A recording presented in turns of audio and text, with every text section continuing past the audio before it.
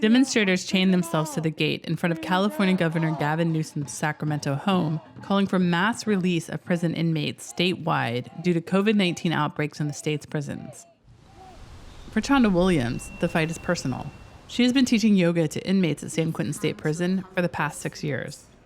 The prison has the worst coronavirus outbreak in the state's prison system, which houses more than 100,000 inmates. Williams has written letters urging authorities to release prisoners.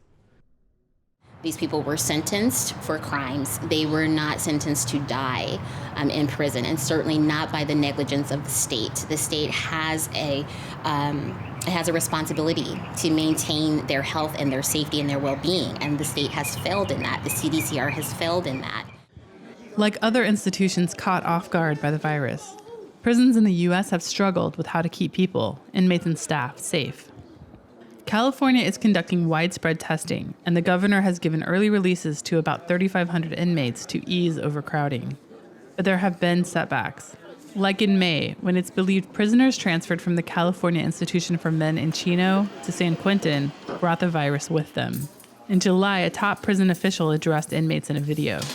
We are making unprecedented changes to our operations, and we recognize the burden this has placed on those incarcerated in our prisons. At San Quentin, at least 19 inmates have died of coronavirus, including 10 on death row. Nationwide, more than 70,000 prisoners have tested positive, and at least 100 have died, according to the Federal Bureau of Prisons. One of Williams' students, 41-year-old Chanthun Bun, tested positive July 1st, the day he was released.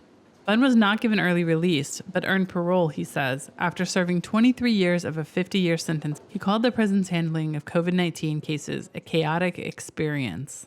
Because they had this thing where they like, you guys got to space out, and we told them, we can't space out in our cell. Our cell is 5 by 9 by 14. And then they came out with a memo, you guys got to sleep head to toe. And we're like, what does that do? The prison did not respond to a request for comment. In a video to the prison community, officials proposed steps to increase physical distancing, like moving inmates to alternative housing or other prisons, and changing schedules to allow for more sanitation. The inmates released so far were within 180 days of completing their sentences. The state is planning to release several thousand more, but says it must be done carefully. You don't want to just send people out into park benches, into homeless shelters. We've got to make sure that we responsibly move people out, but with a deep sense of urgency. Releases on a much bigger scale than what we're seeing need to happen if we're going to keep people safe.